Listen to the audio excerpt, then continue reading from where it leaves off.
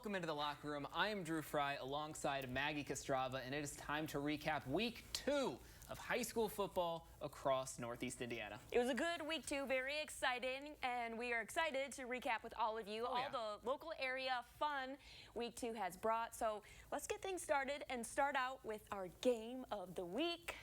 Drum roll, it's an SAC versus NEH showdown.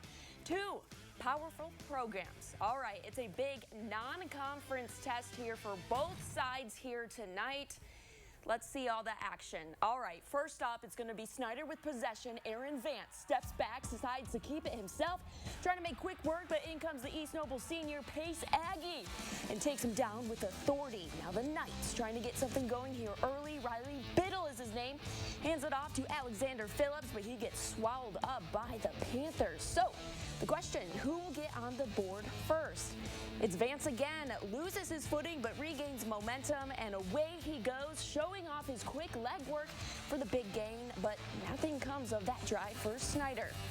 Then, take a look at this. It's Biddle to Dylan Creel, and he muscles his way in for 6 and finds the painted turf. East Noble strikes first, and due to Mother Nature, the game is now postponed and will be finished up tomorrow morning.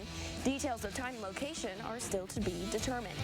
All right, let's check in with our other defending champion across the region, taking on a strong New Haven squad. It's Bishop Luers. Now, both teams looking to avoid that 0-2 hole to start the year. New Haven with the early lead, but not for long. Look at that play. Takes out the camera person as well. 32-yard score. Bishop Luers takes the lead thanks to that Daria Williams rushing touchdown. Now, back on offense again. This time, Devin Patterson rolling right.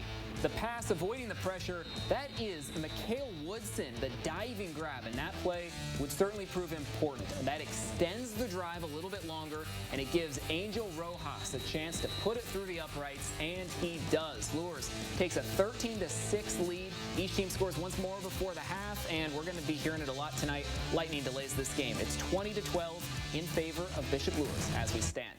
Now we're going to check in with Wayne, fresh off an overtime win last week, now facing South Bend Riley. Riley scores first, but this is on a 4th down play. The Generals coming up big. H.J. Dillard III keeps it himself, runs in for the touchdown. Now Riley still leads 7-6, and Riley on offense now. This deep pass picked off by Rashad King. That catch and the run down the sideline as well sets up one more scoring push before the half from Wayne. Now from there, this was the Kemar Nelson show. Take a look at this. 1 tackle, 2 tackles, 3 dodge, 4, another one on the ground. He finally gets hit. He's not out of bounds yet. Keeps a few more steps, dodging the countless defenders. That's part of the reason he was our MVP of the week last week. And then might as well give it to Kemar one more time to punch it in. That gives the Generals the lead. Kemar then scores the 2-point conversion. Why not? Lightning again postponing this game, but Wayne leads 14-7 at half. And now to the southwest part of town now. The Homestead Spartans hosting the Noblesville Millers. And we get things going in the first quarter. 35 yards to the house. Brody Gump, Noblesville taking the 7-0 lead. So we're now going to jump into the second quarter. Noblesville driving again.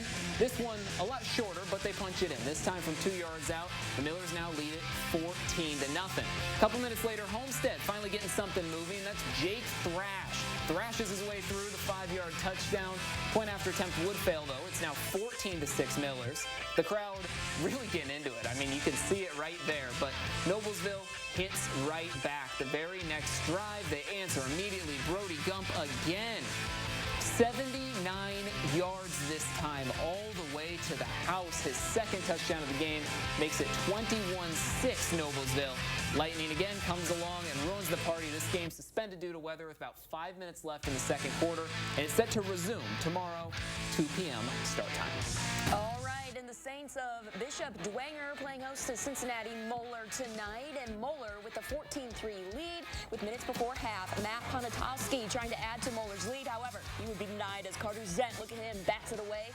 Saints fired up. All right, Bishop Dwenger trying to close in on the gap, and Nicholas O'Keefe going to find Beckham Russell. Look at that, downfield, and he punches his ticket in for 6.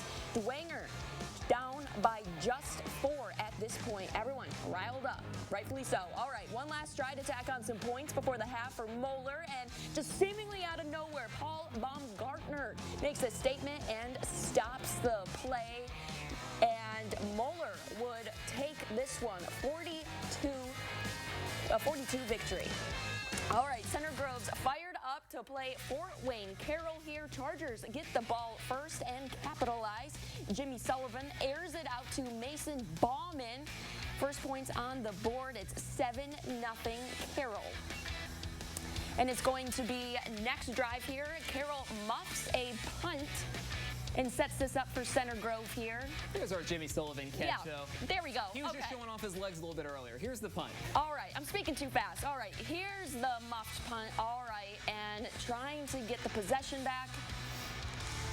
And they're going to set this one up for Center Grove. Next play here, and it's going to be, let's see, all right, looks like a 1-yard punch in for Nolan Rees. Ties this game up at 7 apiece. Center Grove would go on to take a 28-14 lead going into halftime before, yes, the game is postponed due to weather. All right, South Bend St. Joseph hosting the Fort Wayne Southside Archers. Also looking to get a win here tonight, of course, beginning of the second quarter, 7-0 St. Joe. And it's Southside's KJ Alexander throws a perfect pass to Aravi White for the touchdown. Southside goes for the extra point, excuse me. It's a bad snap, and yes, another bad snap. They have trouble with it. St. Joe recovers the ball. And next play, St. Joe's A.J. Lassane finds Brayson Hurley for the TD. It's now 14-6, and the Archers are going to come up short tonight. St. Joe takes this one, 21-9, your final. All right, and rounding out our coverage, we got a few scores to check in on. One of those, Lawrence North and Northside. Northside falling 35-13. That game was called at halftime and will not be replayed.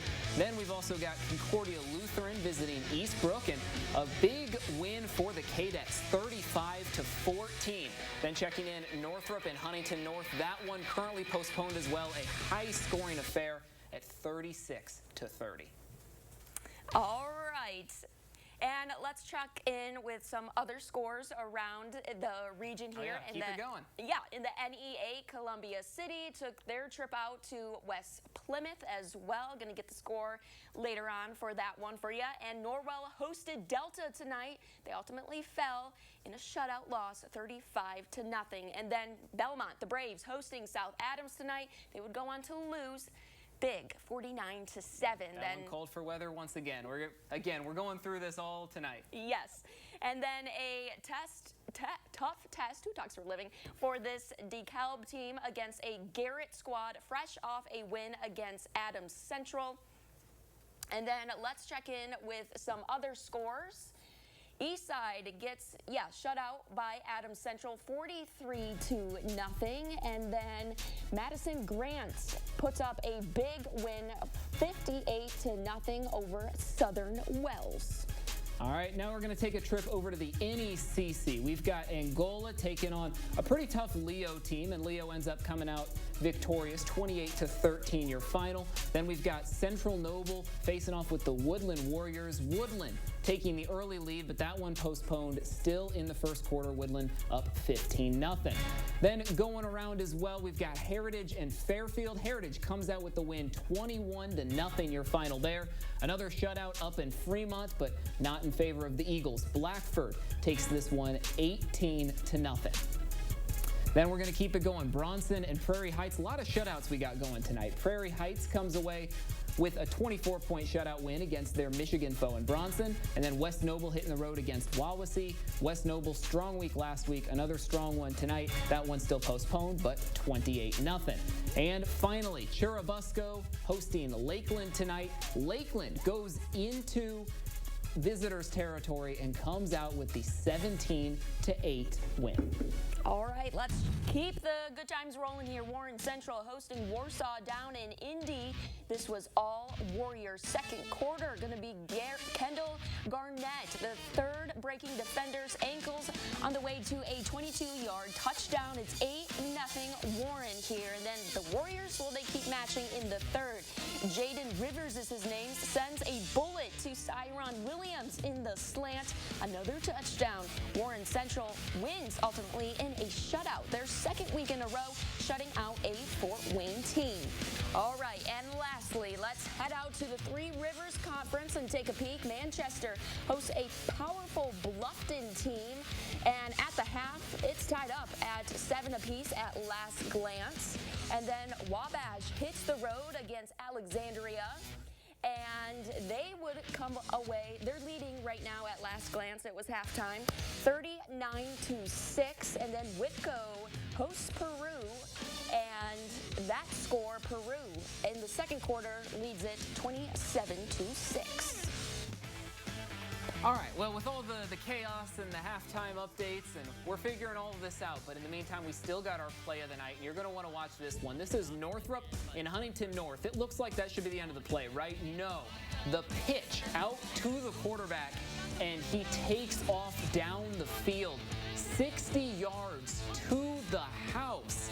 And this one, a very high-scoring affair right now between the Bruins and the Vikings of Huntington North. Take one more look at it. Running back hit at the 45, tosses back to the QB, who takes it all the way. What a play. Creative thinking by the running back just to make something work, and this one still competitive as we're waiting on a final score to determine if or when that game is called.